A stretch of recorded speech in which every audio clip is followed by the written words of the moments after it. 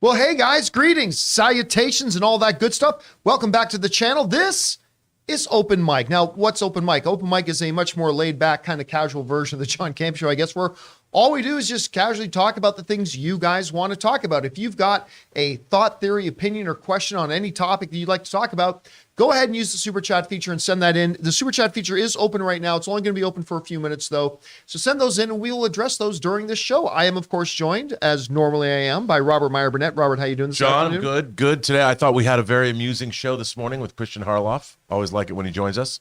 Yeah, I've always liked the every other Tuesday or so that he's able to drop in. That was a lot of fun. His dad jokes, though, man. I'm not going to lie to you. Those aren't good. They're not good. But he whispers them to me like, I got 2 or 3 today. I mean, but I kind of like them. Not gonna lie. So painful. But anyway, guys, it's great having you here joining us for this little installment of Open Mic. And listen, before we get into it, I gotta, man, can I vent about something for a second? You can. I'll allow it. All right. So this is something that drives me crazy. And I've seen it done so often that it's just, it's infuriating. It's really, really infuriating. It drives me crazy. Fine Young Cannibals. You know, whatever happened to the Fine, by the way, whatever happened to the Fine Young Cannibals? They put out like one album, had like 3 #1 hits on it, and then just disappeared. Never came back. Johnny. Yeah, where is he? Where are they? She drives me crazy. I would like the Fine Young Cannibals to come back, please. That would be great. Anyway, so here's the thing that drives me crazy. I got a couple of emails, more than a couple. I'd say at least 6 or 7. On the submit a topic email address that we have, the web address. And this is what I first became aware of the situation. It started with me reading through the submitted topics, and somebody wrote in and said, John, what do you think about the fact that there are certain places banning white people from seeing Black Panther Wakanda Forever on opening weekend? And I read that. I'm like, wait, what? There's no way that's true. There's no way that's real. And sure enough, I started to get a few more of these from people writing in and saying, John, did you hear there's this movement? It went from there are white people banned to a movement, it said, of what do you think about the movement to have white people shouldn't go to see Black Panther on opening weekend? I'm like, what is this? So I start to look into it. It was one person on some social media platform. I can't even remember which one, and I don't care. One person on a social media platform that got up on the social media platform and said something crazy. And that's, by the way, that is a ludicrous point of view. I mean, everybody should want Black Panther Wakanda Forever to be as successful as possible. I mean, don't you want that movie to be successful? Anyway, ludicrous position that nobody thinks. One person said that, right? So the fact that there's one person out there saying one crazy thing is not what drives me crazy, because that's everyday life, everybody. That's every minute on the internet. And that's every second on this planet. There is somebody somewhere doing something crazy. It's life, right? The part that drives me crazy is that one random nobody, and I don't mean that as an insult to anybody. I am one random nobody. One random nobody somewhere says something crazy. And then a bunch of people latch onto that thing to become a rallying cry for them to grind against. Oh my God, can you believe that, blah, blah. And that one person, one place, one random nobody getting up and saying something crazy got people writing to me, what do you think about the movement? John, well, what do you think about the places of banning white people? That nobody said that. Nobody did that. That didn't happen. And you know, that sort of thing is what drives me nuts, is that people who are looking for something to grind on, and I'm not talking about Friday night at the club, when there are just people who are looking for something, to look for some random nobody said something. Ooh, look, everybody, there's this big crazy movement. One random nobody somewhere said something crazy. And the fact that people were latching onto that, you know, this isn't new. This isn't new. I know because of like my background in churches and stuff like that, it would drive me nuts when one yokel whack job somewhere would say, I don't know, Jesus hates pizza. And like, or Is that true? no, No, it is. There's a whole movement. There's a whole movement. There's a whole movement. But it would drive me crazy as somebody who was in the church at the time, that there would be one yokel whack job somewhere going, saying something crazy. This didn't literally happen, but there was many situations like this where they go, Jesus hates pizza. And then sure enough, people would rally around that and go, see how crazy Christians are? They're calling pizza evil. It's like, come on, guys. One random whack job somewhere said that is not reflective of whatever. But that is the thing that really gets me in this space, is that when people want to find something to gripe on and to bitch about and to grind against and to hold up and say, see how it is, and then they grab one random nobody saying something somewhere and make, I don't know, it just, well, it's you've always been a proponent of asking people, if they find something on the internet, follow a story to its source and make sure, see if it's true or not. And you've always said that. Yeah. Again, I could not believe it that I was getting emails of, have you seen the movement? And did you hear that places are banning? It's like, none of that was true. Not one random crazy person, nobody somewhere said one random crazy nobody thing, and people went crazy about it. It's like, come on.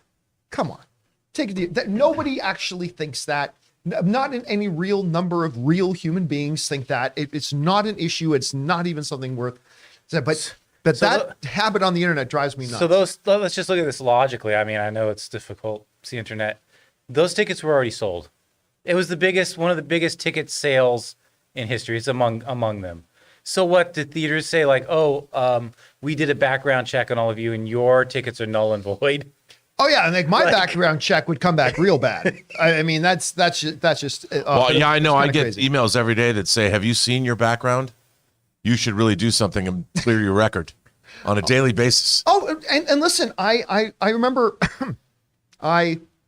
when Ann and I were talking about when we go to see Black Panther for the first time. I've said for a while, because in the Wakanda Forever trailers, I guess the proper dress for a grand funeral is all white. Right. So I immediately joined this movement of saying, yeah, I'm gonna wear all white to honor Chadwick Boseman when I go to a thing.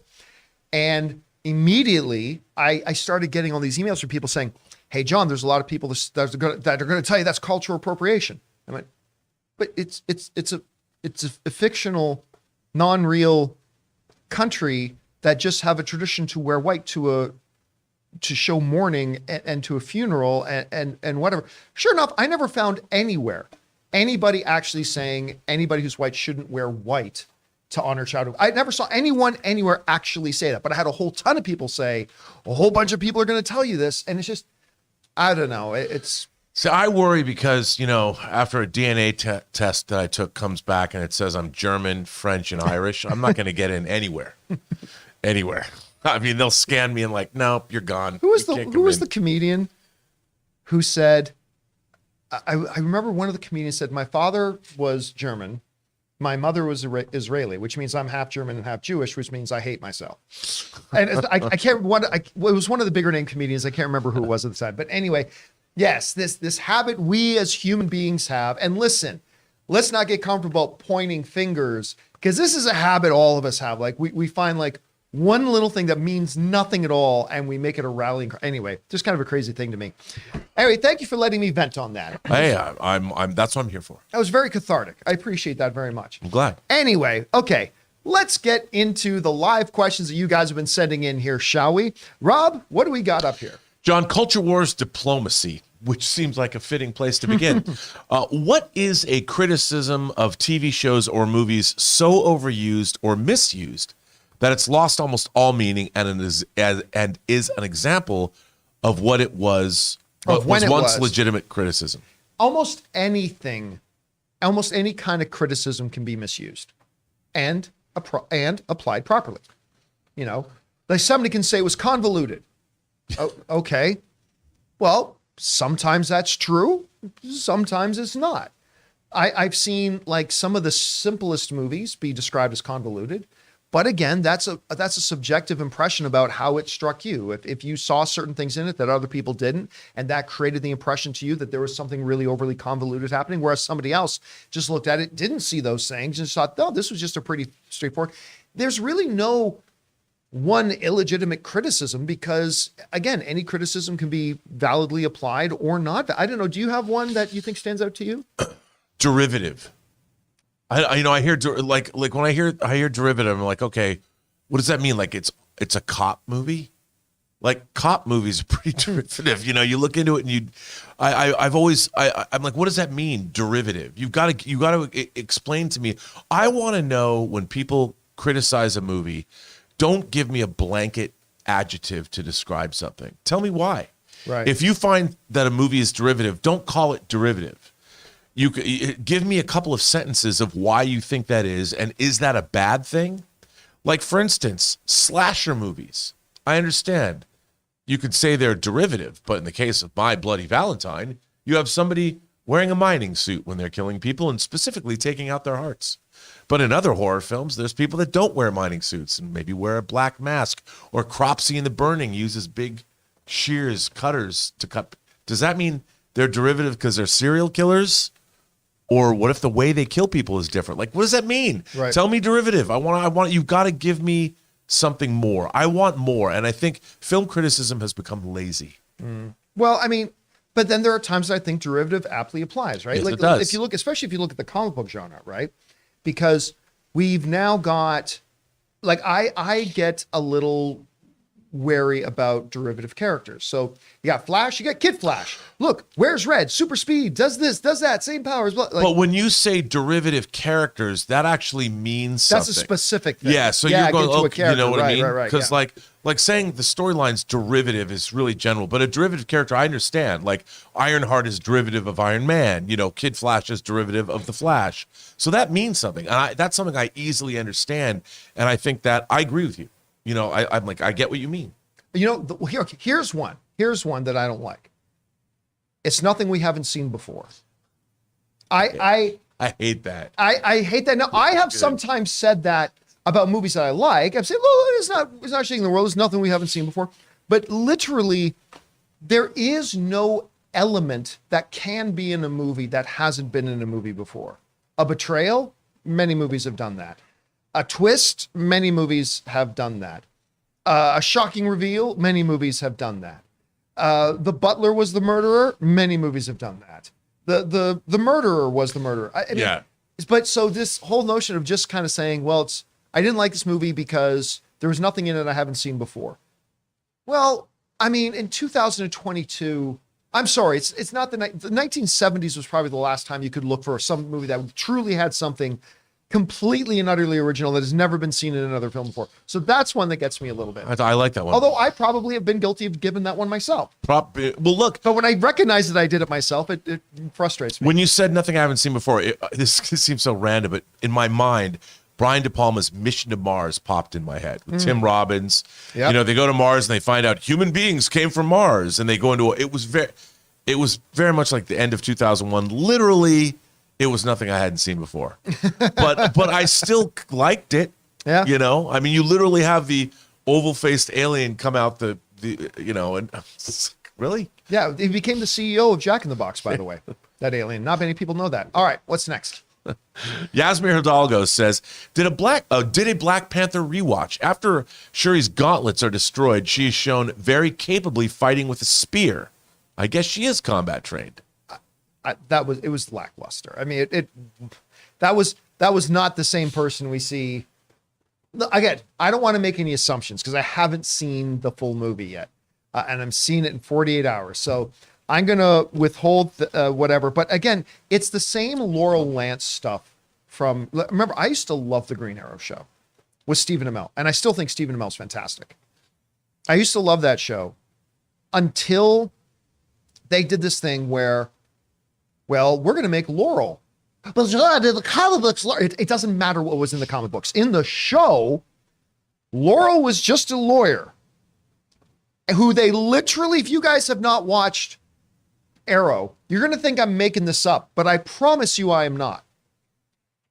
The Laurel, the love interest character to Stephen Amell's character, decides to take, I kid you not, some boxing lessons at the local Y a couple of nights a week. And in about 2 or 3 weeks, she decides she's going to be a crime fighter. Could happen. And at which point I dubbed her Captain Buckles, because one of her first outfit was literally this black leather outfit covered with no less than 40 or 50 inexplicable buckles. Like everywhere. There was buckles everywhere. Like, I don't know if she's got some kind of belt fetish, but buckles Buckle galore. armor. It's buckle armor. Buckle up. That should have been her battle cry. Buckle up.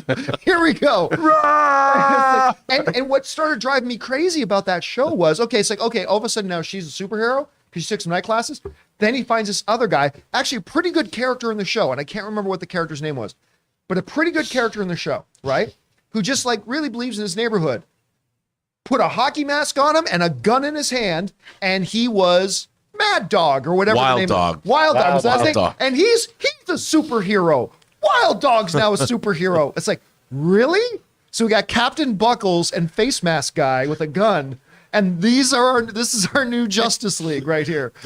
And that's there's a part of that. That's what also gets me a little bit frustrated about the Shuri thing. That despite the fact that Shuri and M'Baku are 2 of my top 5 favorite MCU characters.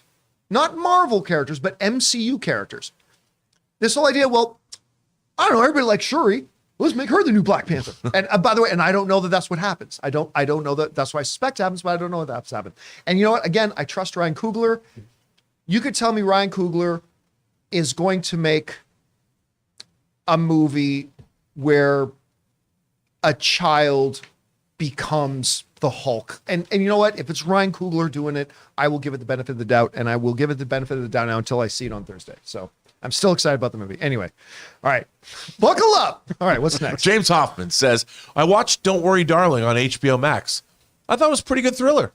Pugh and Pine are great in their roles. Olivia Wilde does a great job directing. Did you see it? Thanks. Yeah, I was late to the game. And then I heard all the negative things about it. I'm like, huh. So it's probably going to be a waste. So I delayed watching. And then I finally sat down and watched it.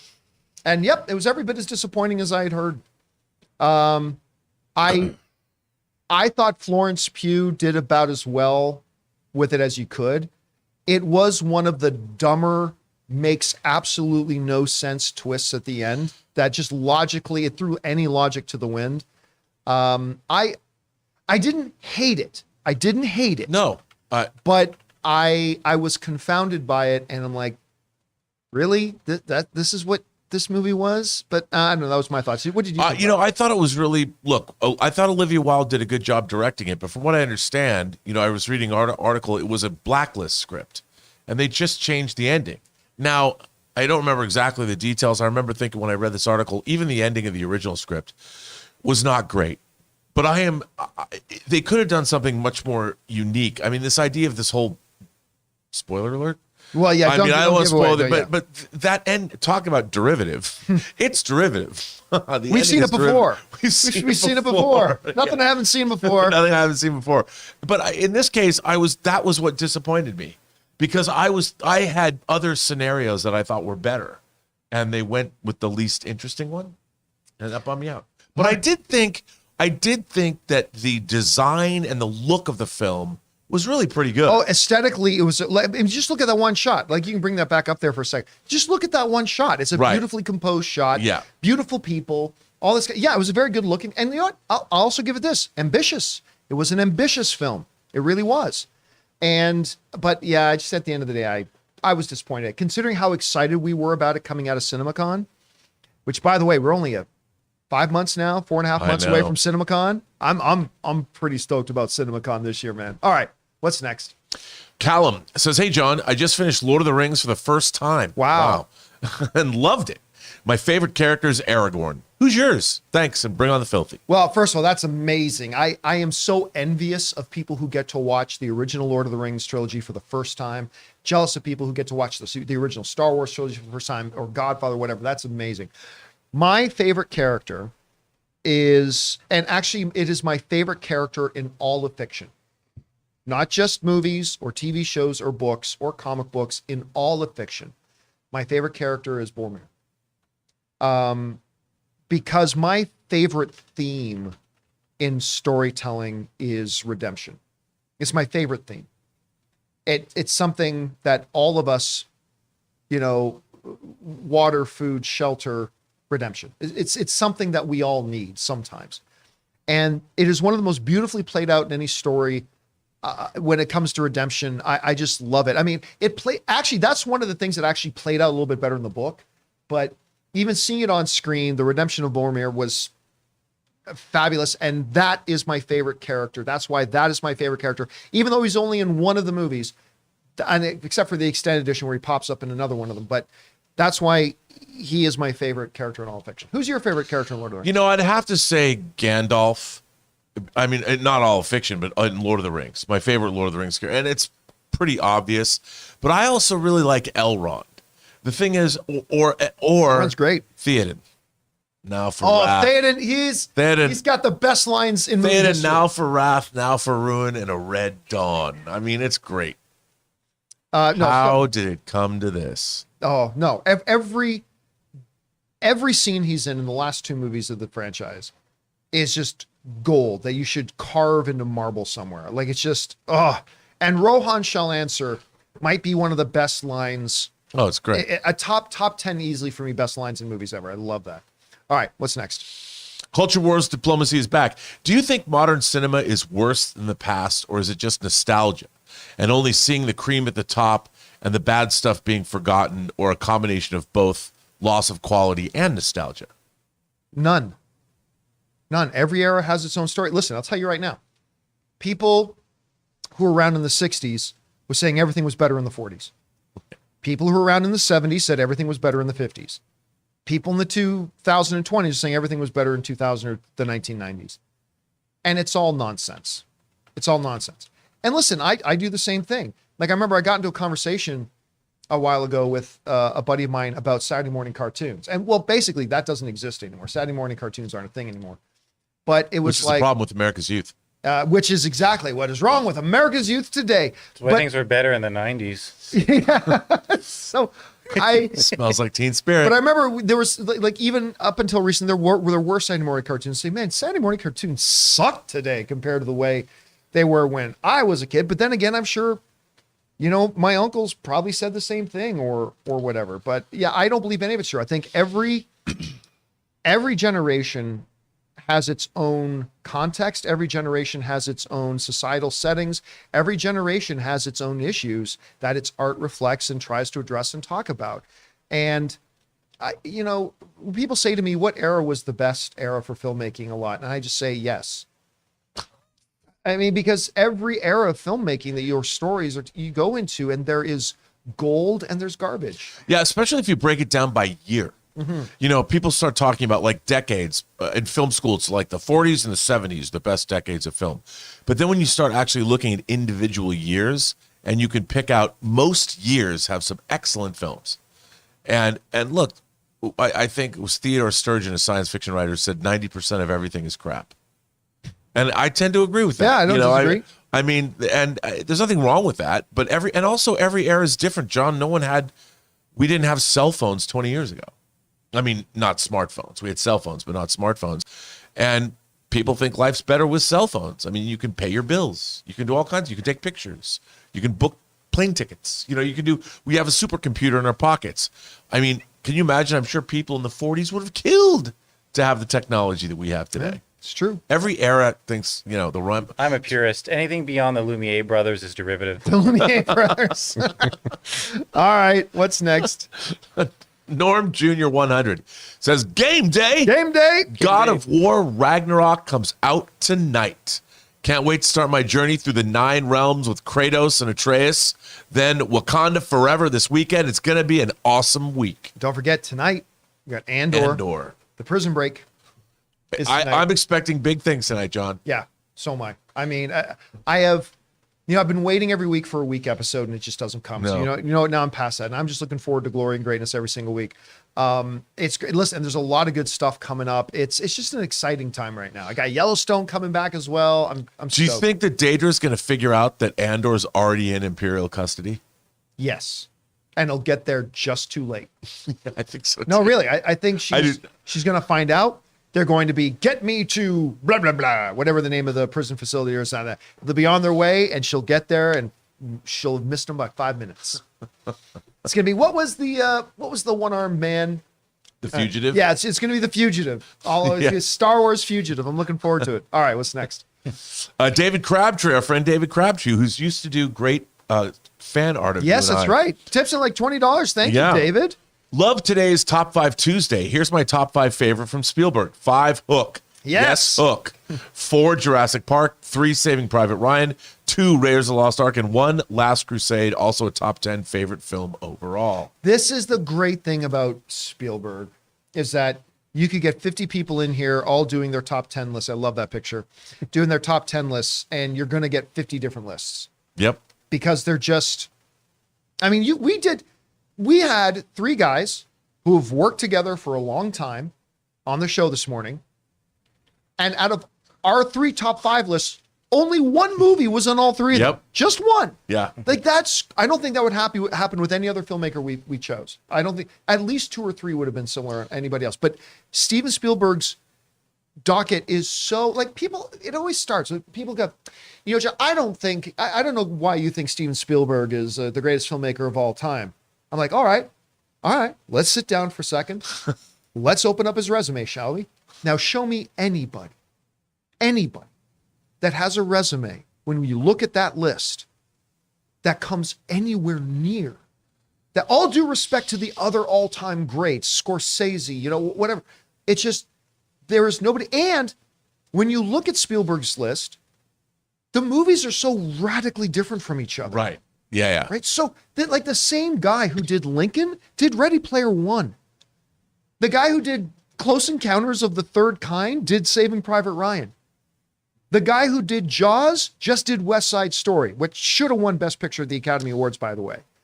I mean, there's never, ever been anybody like him. And there probably never will be again. But, I agree. I love your list, David. Love your list, man. All right, what's next?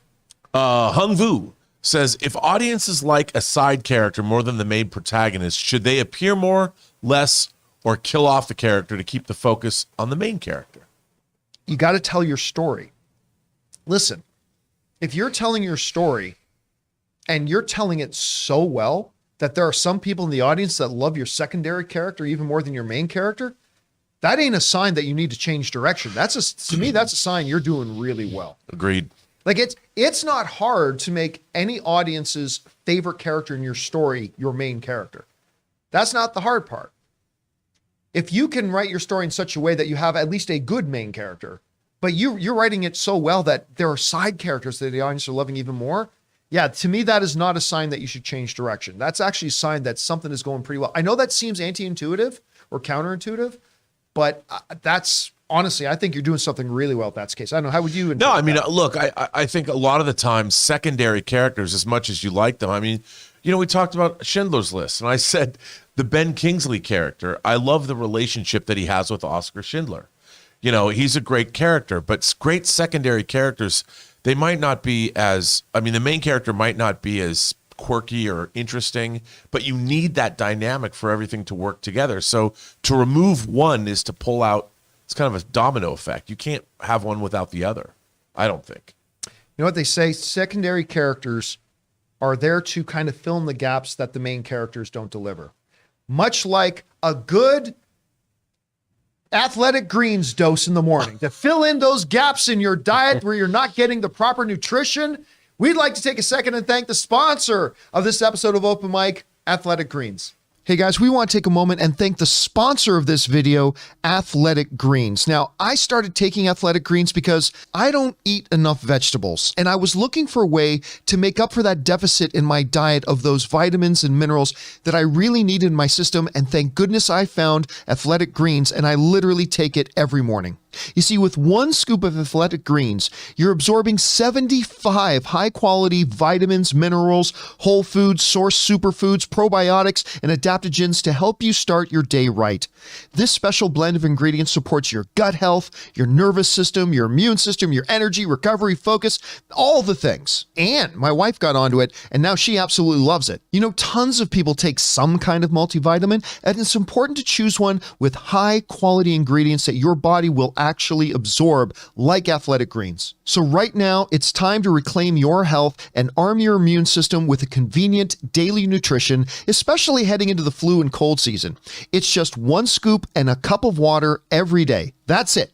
No need for a million different pills and supplements to look out for your health. To make it easy, Athletic Greens is going to give you a free 1-year supply of immune-supporting vitamin D and 5 free travel packs with your first purchase. All you have to do is visit athleticgreens.com/Campea. Again, that's athleticgreens.com/Campea to take ownership over your health and pick up the ultimate daily nutritional insurance.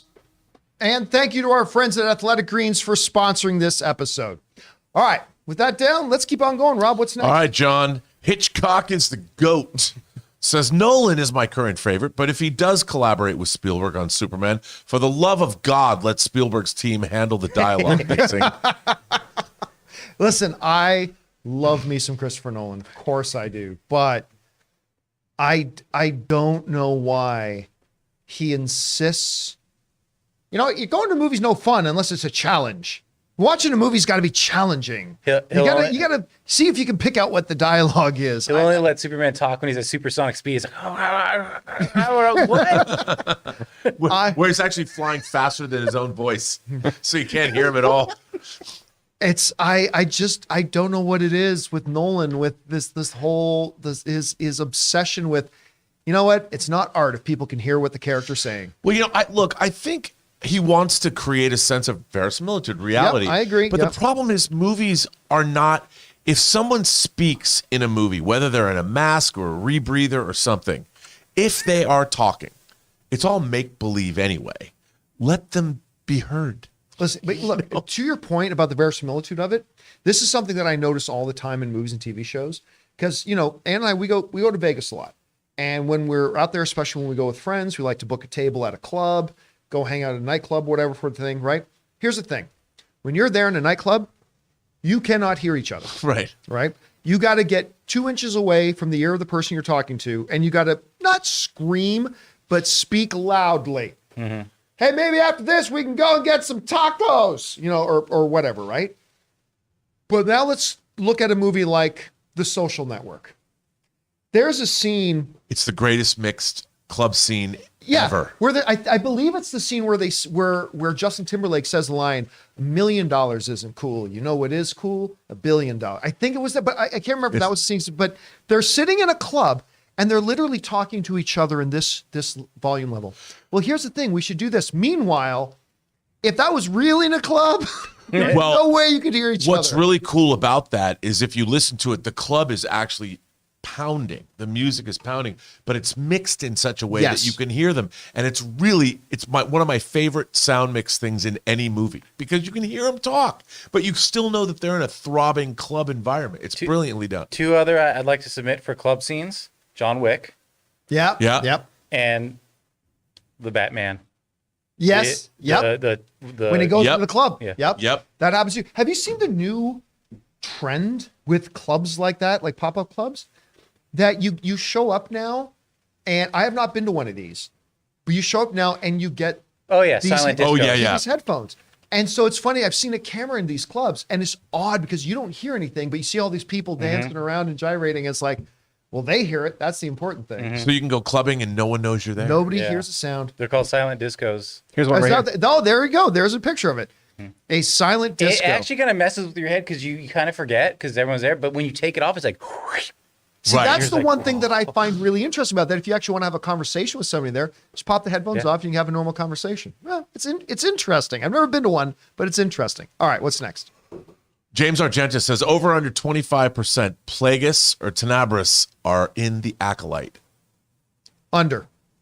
I mean, it would be really cool if that was the case. By the way, look at that cast. It's a great cast. It would be really interesting if they did, but I have a feeling they're going to not go in that direction. I don't think we're going to see Plagueis, although I'd be all for it. So I'm going to go under on that, but I'll keep my fingers crossed that maybe you're right. I mean, that would be interesting. Any thoughts? I would love to look. Darth Plagueis the Wise, whatever. I would love to see that. Have you heard the tragedy? Darth Plagueis the Wise. I mean, I would like to see Palpatine kill him. Well, yeah. I'd like to see that. Although this is at the end of the High Republic, so Palpatine wasn't alive at this point. So we're not going to see that. All Unless right. we find out he's a lot older than we knew. All right, what's next? Ryan Gerger says Steven Spielberg movies, top 5 movies for me are 5, Hook. Nice. I like all these people putting Hook on their list. Bangarang. 4, E.T., 3, Ready Player 1, 2, The Last Crusade, and 1, Raiders of the Lost Ark. Again, a completely different list than the ones anybody else had. I love that so many people are putting Hook on their list. That is wonderful. You're all insane. I think it's such a charming movie. Now, I didn't have it on my top 5. It's not in my top 5 of favorite Spielberg, but I'm so glad more people appreciate that film. All right. I'm not. What's next? Andrew White says, past 3 days, I've seen Till, Nice. Armageddon Time, and those 2 are a great double feature. Banshees of Inisherin, Triangle of Sadness, and Spirited. Did you hear that was a secret movie? Yeah, I remember I predicted that was going to be the secret movie because the last one was also an Apple TV Plus Oh, right. one. Right. And Yeah, so, yeah. and I had 6 people write in last night on my John Campea After Dark stream. The first person who wrote in said, I went to go see the secret screening. It was Spirited. I walked out after an hour. The next 4 or 5 people all said, John, the secret screening was Spirited and it was awesome. Yeah, all I've ever heard, I've heard from a few people too, and everyone loved it. Yeah, I'm looking forward to checking it out, actually. And it's funny because I did not like the first, don't tell Ryan, I did not like the first trailer. I did not like it. I think we talked about it on the show. I did not like the first trailer. Well, hearing him speak. But the second one was won me over. The second one was quite good. I mean, they have some really pretty elaborate dance numbers, and he was saying that they really worked for months to perfect their dancing and their skills to do this. I don't doubt it. All right, what's next? Harv's K says, what do you guys think of AI, artificial intelligence? You know what? I forgot to mention that. I think it's very underappreciated, and in my top 5 for Spielberg, his dark period from AI to Munich is an interesting phase in his career. Well, I love AI because Spielberg, Stanley Kubrick basically developed in that movie, and Spielberg really realized it pretty much the way Kubrick had envisioned it for a long period of time, and that was his, because they were very good friends, and that was his sort of love letter to Stanley after he passed away. Because they talked a lot, apparently Kubrick would call up Spielberg like late at night because of the time difference and just talk to him. I think it's nothing we haven't seen before. Right. I'll be honest with you. AI is not one of my favorite Spielberg movies. Right, sure. I mean, I get this timeless.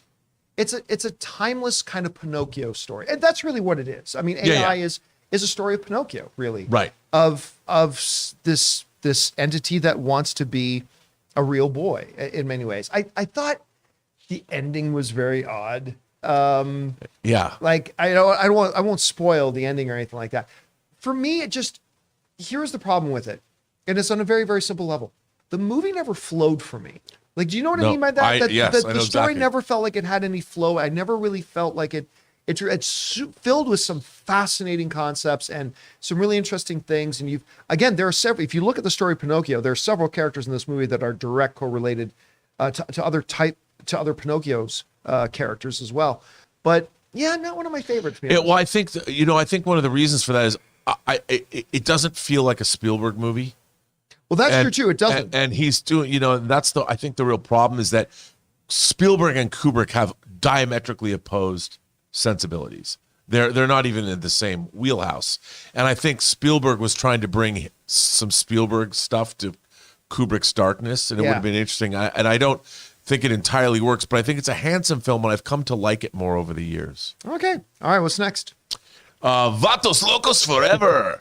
East Side. You are clearly a blood in, blood out fan. Thank you for that. No dad jokes, just a game suggestion. Name that actor, where you give the contestants an actor's birth name and they have to guess the actor's stage name. Here's the problem with that. It's pure guessing. Yeah, you'd never and know. You're limited because unlike days of old, most actors just use their names these days. Right. Right. So, I mean, you can get, what was it? Nicholas Coppola. Right. Okay. Well, maybe you'd get Nick Cage out of that. But I mean, it's just, there's not enough potential questions and answers there. Plus, there's also no way you could know that unless you delved into their history and past. Yeah. Like, how would you know? But hey, listen, by all means, I love ideas for new games. That's where we came up with movie quotes. We're going to play another movie quotes tomorrow. That was fun. Little change in the rules. Little change in the rules, and as a result of suggestions from the audience. So I think tomorrow what we're going to do is that, like, let's say you're up first. You get the first movie quote. If you get it, it's worth 4 points. But if you miss it, everybody else has a shot to guess it on that too. You get first crack at it because it's your turn. But if you don't have a guess or you miss it, then everybody else can have a shot at it for 4 points before the next clue gets given as well. Oh, I love that. But if they try to answer it when it's not their turn, Right. and they get it wrong, they lose 4 points. I love that because I would have known Edge of Tomorrow. Yes, you would have. You would have got that one there. I got 1 point. I had to wait for it to go around the circle. All right. Damn it. What's next?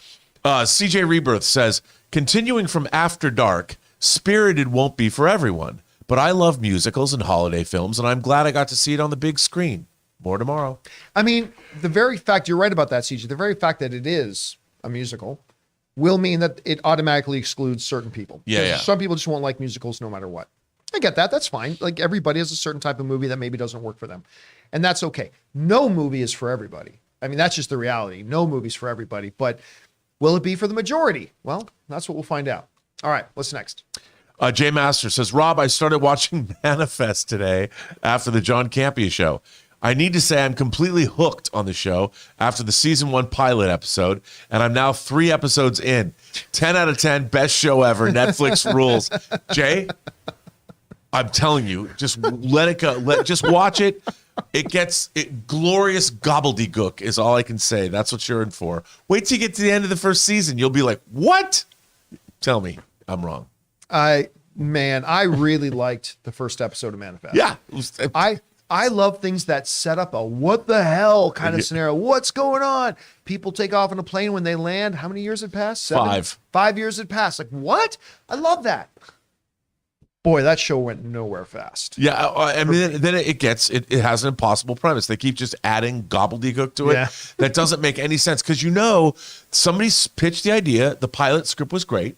Wow, this is really intriguing. And they're like, where's this go? We don't know. Yeah. And then they make just all right. What's next? Death Days. Oh my God. Up next is a 4-parter. We're just going to work our way down. Okay, sounds good.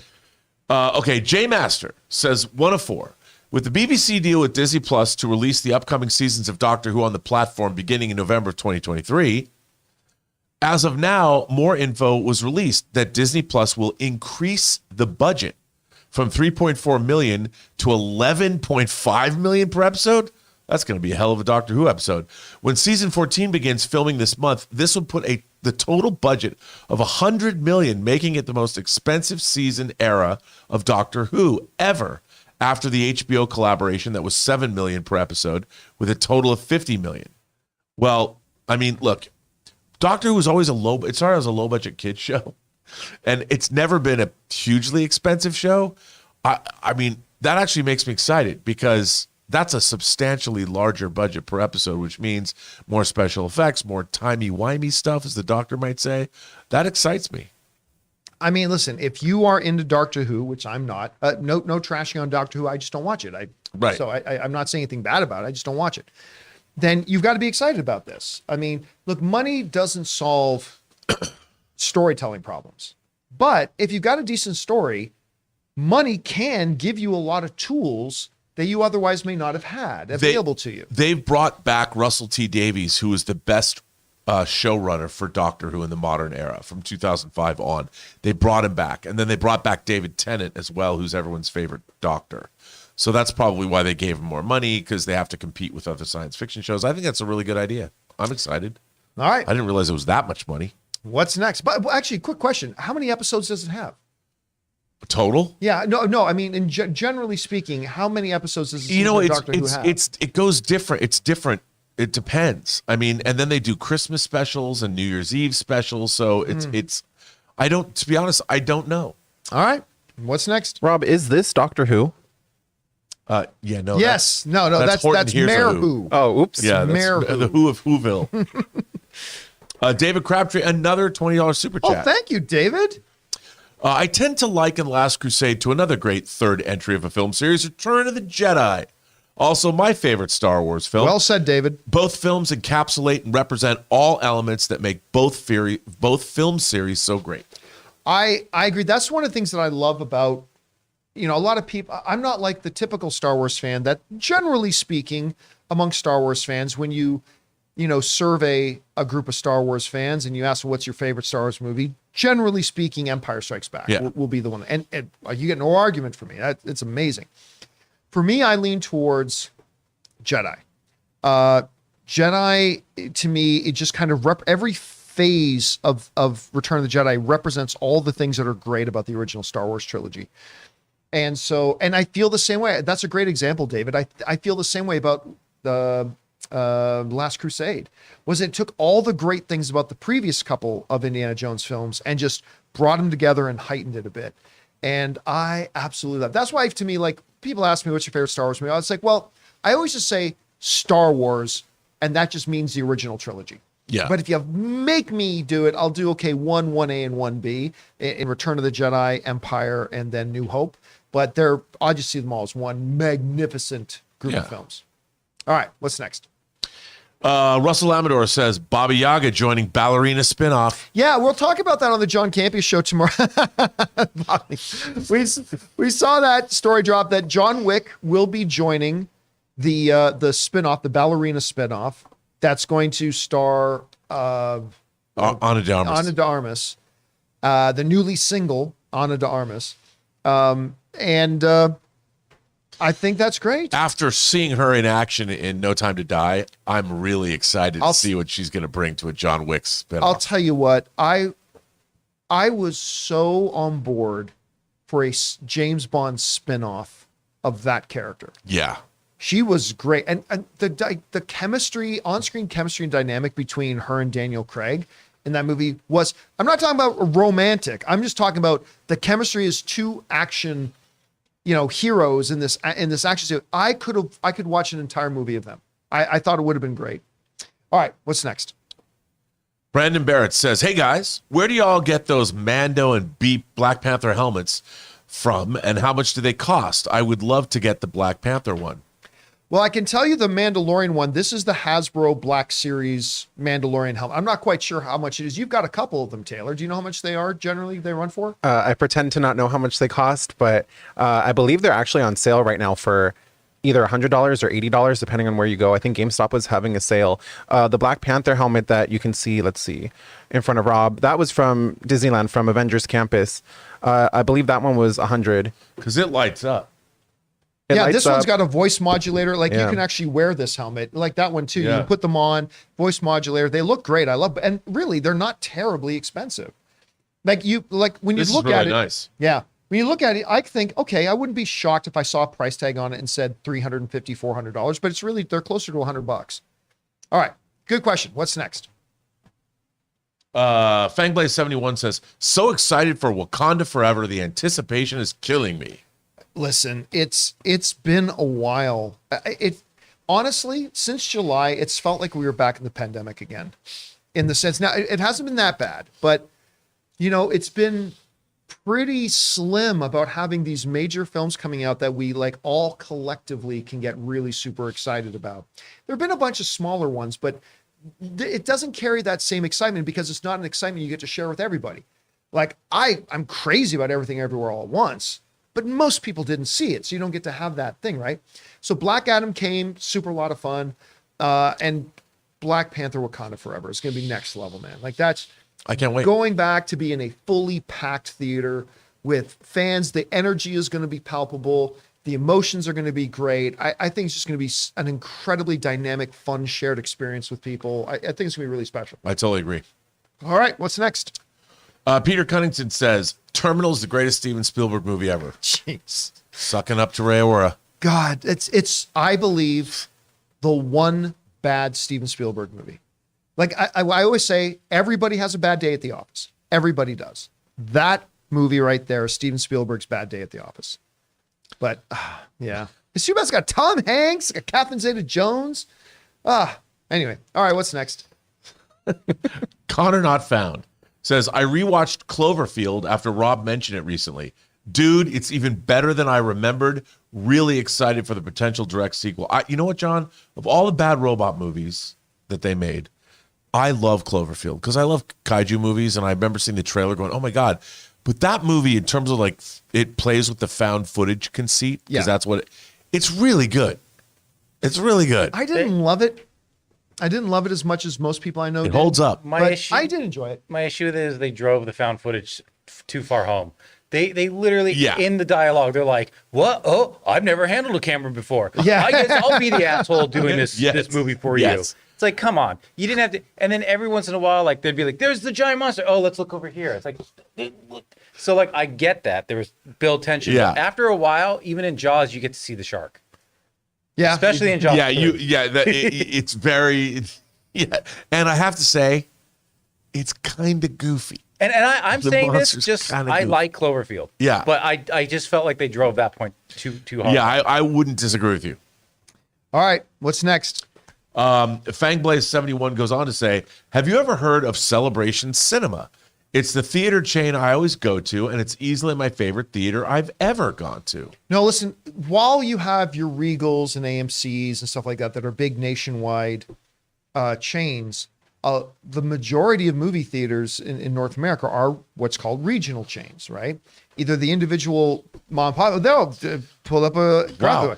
I mean, I'd want to go party there. Sure, why not? I'll go watch a movie there. You know what? Have you I ever like been, how it looks like a party hat. have you ever been It to the looks like Rio Moulin Rouge. Hotel in Las Vegas? Have you ever been to the Rio? Oh, yeah. That looks like a movie theater that would be in the Yeah, Rio it Hotel does. It in kinda looks Vegas. like What is it, the Fiesta Bar or whatever? Kind of looks like the Moulin Rouge. Yeah. Yeah, a little bit like that.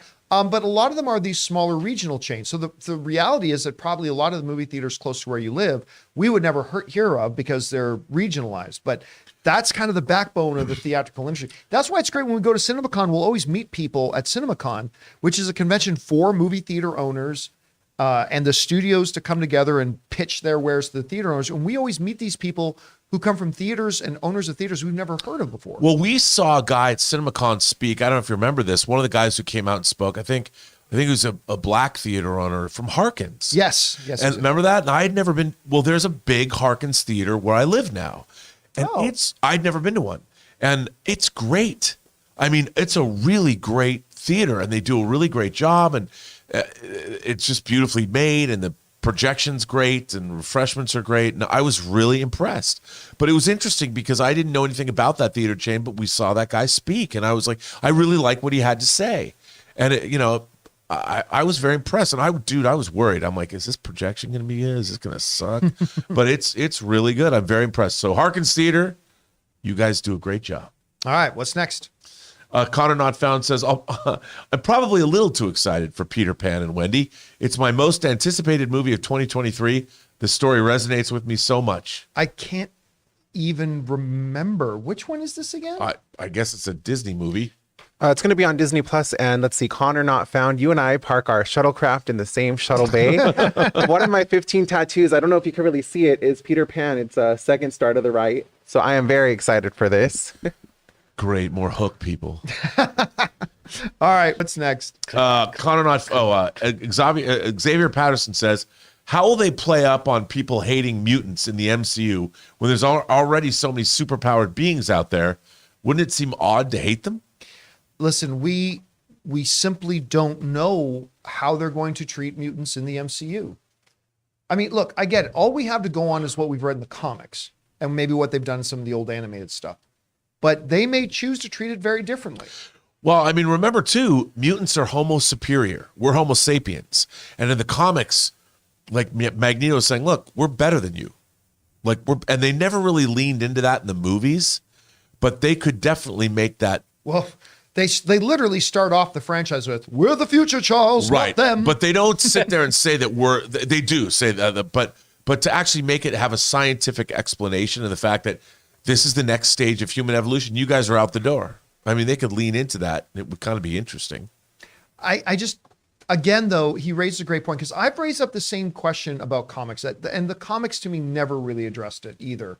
It's like, okay, you got the average person living in the street in the world of Marvel would have, when they see a Mr. Fantastic, Reed Richards, stretching across the city, they have no idea what is the difference between that guy and this other guy who looks like a frog. You know, like, oh, what one's a mutant? How do you know which one's a mutant? One's not? They're just seeing these people. You're just frog phobic. I'm just frog phobe. So, Yeah. I mean, what is it to that person who lives in the MCU that goes, oh yeah, all these people with these supernatural wondrous powers, these are great, but these ones with all these supernatural wonder powers, these ones are not great. I mean, they wouldn't know the difference. I'm gonna fat shame Blob. Fat shame Blob. Well, that's what Logan did, and that he fat shamed Blob. He And did yeah, he did. All right, what's next? Fangblaze71 says, do we know when Secret Invasion comes out? And do you think it could come at the same time as The Last of Us and Mando Season 3? I don't know, but I can't wait to see it. I'll tell you that. Yeah, I don't think, Jonathan, you might want to look this up, but I don't think they've given us a release date. No, I don't. They just said 2023. Secret Invasion? Yeah, Okay. for Secret Invasion. And the trailer's great, too. I think it is going to be early 2023. Yeah, I think so, too. Because that thing's wrap shot sitting in the can. So they're ready to go with it. But I would assume it'd be that soon. I don't think they'll play it at the same time as Last of Us, but maybe they will. Maybe they'll think. Spring 2023? Really? Yeah, and we know that January is not Uncharted, Last of Us. Yep. So that can't run at the same time. So the only hope is just when is It can run at the Mandalorian. Yeah, same because Last time? of Us is HBO. But they can't run at the same time. One's in spring, one's in winter. He's saying it can Last of Us and Oh, Secret yeah. Oh, I Invasion see run what at you're the saying. same Yeah, time. No, that's right. That's They're going to yes. be months apart. Yeah. All right. Well, we'll see when they do it. I honestly think it'll be early. I think it'll be before the end of February, but that's just a guess. Just a guess. Well, if it is, then yes. All right. What's next? Mr. Graham91 says, how exactly does a studio do a tax write-off if a movie gets scrapped mid-production or if they decide not to release it? It's the same thing as anything. Look, when you run a business, and by the way, there's a lot of misconception. People think they understand what a tax write-off for a business is, and 9 times out of 10, they don't actually understand what it is. Like, here's the thing. Let's say I'm running my business here, right? And I buy this laptop for my business, all right? Well, people say, oh, well, it's free because it's a tax write-off. Well, that's not exactly how it works. So, keep in mind, I am not an accountant, okay? I hire an accountant to do my accounting. So this is coming from a novice, if you will. But I mean, that what happens is, let's say I make $1,000, right? I'm just using this for an example. Let's say my income this year was $1,000. And I bought a $300 laptop for my business. Well, that $300, I don't get that back from the government. But what they do is they take that, they discount that from my income. So if I made $1,000, but $300 I spent on that, then when the government taxes me, they're going to tax me based on a $700 income. Yeah. I'm oversimplifying this, but is it? So basically, roughly what it means is I will get back roughly about 1/3 in tax savings of what the value of this was. I'm not getting back the value of what this is. I'm going to get back roughly about 1/3. And not of even the full amount in the first year because it's a depreciable asset and Yes. it's amortized over the year over year. So, and that makes it even more complicated, right? But so for a studio, it's like anything else. Every dollar a studio spends on their business goes into their expenses list. It's just like, just don't even think of it as a movie studio. Think of it as a Apple sales cart on the corner, right? And not this kind of apple, like a literal apple, right? You have your expense. I had to buy my cart. I had to get an umbrella for the thing. I had to get a cooling thing in there. I had to get crates to carry the apples. I had to buy the apples themselves, all that kind of stuff. So that all becomes your expenses. Same thing with a movie. Every dollar that a studio spends on a movie becomes their expenses. And whether or not they release a film and get income from that movie, they still spent the money to make it, right? So it just becomes another expense for the company. So it's, again, it's a little simpler than we think it is, but it's just another expense, as if you were running a pen store. I mean, with a movie too is if they're not releasing Batgirl, there's no return. So what they're doing is the movie just becomes an expense that pays down whatever their ultimate tax, whatever they're paying taxes on. Yeah. So that's what people I think don't get, because a movie should be an appreciable asset. really.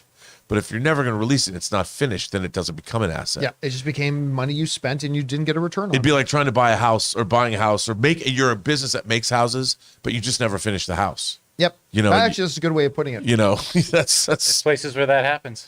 All I right. know. What's I saw it in next? The Big Short. Glenn Marks says, insane, John. I never got used to YouTube adverts breaking into your YouTube content. Now I'm getting adverts breaking into your adverts. Ooh. That shouldn't happen live. Yeah, it should be Yeah. Well, no, it does because live though. Yeah, well, not live. No, But- not live. Well, when you rewatch but it, you I guess. rewatch it. Oh yeah, Yeah. I've even seen that happen. It's very meta. Yeah, I mean, and again, YouTube just puts those in. YouTube, Yeah. like I think there's a setting somewhere where you can like Oh, you can put them in. place where you want them Yep. in. We never add them. It's just whatever YouTube drops in there, YouTube drops in there. Now, of course, if you have a what is the name of the YouTube membership? I think it's premium now. Yeah. It used to be Premium. called If you have Red, YouTube but- Premium, then you don't get those ads. But, Right. I mean, but yeah, that is something YouTube puts in places, and we don't have anything to do with that. All right, what's next? Fangblaze71 says, Robert Downey Jr. went bald. He kind of looks like J.K. Simmons. Laugh out loud. He does. I What's he got? wow. Oh wow! I wonder if that's for one of his upcoming projects. because you can see. I don't know if he's. There's still stubble on there. Yeah. So, yeah. So he shaved it. So there's probably for a role or something. Yeah. If you told me that he was going to be playing J.K.'s younger brother in a movie, I could see it. He kind of looks like Christopher Lloyd. Yeah, He actually looks like a younger Christopher Lloyd. In Who Framed Roger Rabbit. Put on the fedora and you look. All right. What's next? Chef Rigo. Chef Rigo. I don't know what's John's problem, but the terminal's fantastic. That scene where he first steps in America, man, tears. Listen, all I can say is I love Tom Hanks, and Steven Spielberg is my favorite filmmaker of all time. I want to love it. I wish I loved it, but to me, it just doesn't work. It just doesn't work. I wish it did. But hey, I love that people like Ray and Chef Rigo do. I think that's great, but yeah, it's just not for me, unfortunately. All right, what's next? Andy, one of three. Random movie crossovers. Judas and the Black Hat. Avengers Endgame Night. Star Wars Episode 4, A New Nope. Oh God. 12 Angry X-Men. Doctor Strangelove in The Multiverse of Madness.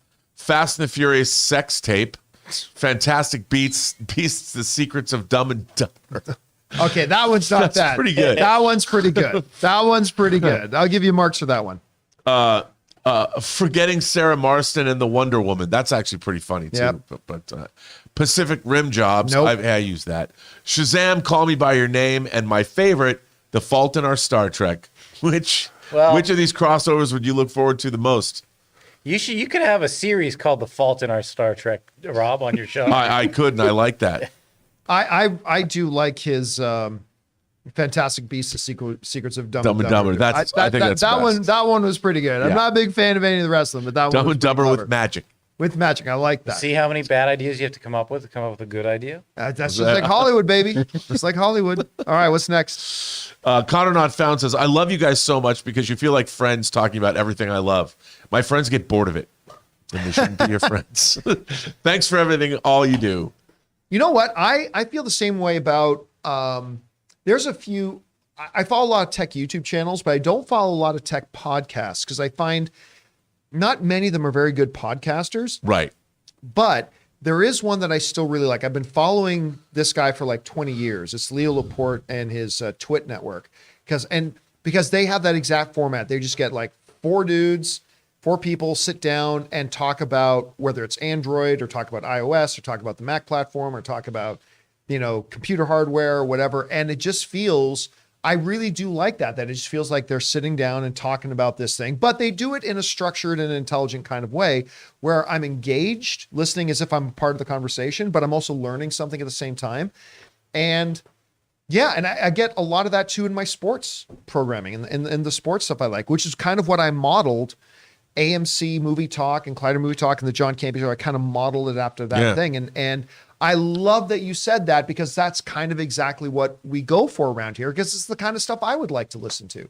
So thank you for that, man. I really appreciate that very much. Thanks for sharing that. All right, what's next? Terry says, hey, John, big fan. What happened with Power Media? I started following you around that era. Yeah, so for those of you who may not remember, so going back to the AMC days, you guys remember that we eventually moved out of the storage closet at the AMC days, and we moved into the Stream. And the Stream, the overall company of the Stream was called Power Media. And they had a fantastic facility that we shot Movie Talk in for a long time. You guys might remember it. It was the big stage with 3 giant screens behind us. And it's the place where I had Kevin Feige and James Gunn and Chris Pratt come in and all that kind of stuff. Great time. Well, eventually after I left, Collider and all that kind of stuff, I reconnected with the folks at Power Media because I had a great relationship with them. And we decided to work together. And you guys remember a number of years ago, about a year after I started the John Campea Show, we were shooting out of the Stream again. That's why I started working with you. Yep. We were shooting out of the Stream again. I love the facility. I love the people there.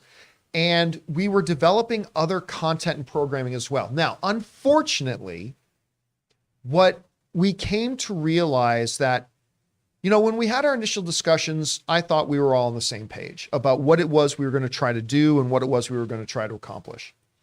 And it really became apparent, and I can't go into specifics or details, but it really started to become apparent that we were not as much on the same page as I thought we were.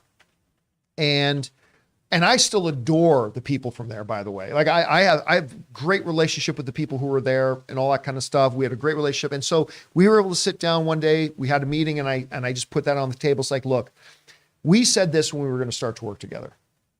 And yet here we are in these situations. And for some reason, we're on totally polar opposite ends of the spectrum here. And I don't think that we are looking for or trying to accomplish the same things. And they agreed. Wonderful lunch, and we just decided to end the professional relationship. Again, I still really like the people there. Yeah. Great thing, but I don't know that Power Media, it's been a few years. I don't know that they're still going. I think they may have kind of shuttered it down and then reinvested into other business ventures at that point. But it's too bad too, because I think if that could have gone the way I had originally envisioned, there were some really cool things. Well, I've told you about a couple of things that we had all lined up and ready to go, but then because of philosophical differences, it never went. And it's too bad. But you know what? It was still overall for me a good experience. I enjoyed it. I enjoyed the people that we worked with over there. I enjoyed the era that we had when we shot the show there. But yeah, it's a great question. Thank you for asking about it. I appreciate that. All right. Was that it, or is there more? And that's it. All right. I like that. All right, guys. Well, that'll do it for today's installment of Open Mic. Thank you so much for being here and joining us today. Big special thank you to you guys who sent in those super chats.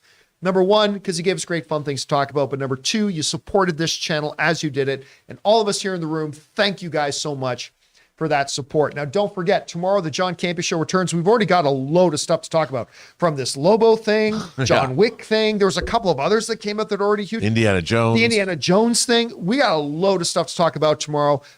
So make sure you guys come back and join us for that in the morning. While you're here, why don't you take a second, guys, and click the subscribe button, click the thumbs up button on this video, leave a comment down below. All that stuff helps push our content out to an even wider audience. So, for everybody in the room, myself, Mr. Robert Meyer Burnett, Jonathan Voico back there, and of course, Taylor's been running the console. My name is John Campea, guys, and until next time, my friends, I'm going to a Jonas Brothers concert tonight with my wife. Really? Yeah. So let's see Isn't if it I your make it second back Jonas tomorrow. Brothers? It's going to be my second Jonas Brothers concert. Wow. So hopefully I That is two more survive than it. me. We'll see you tomorrow, guys.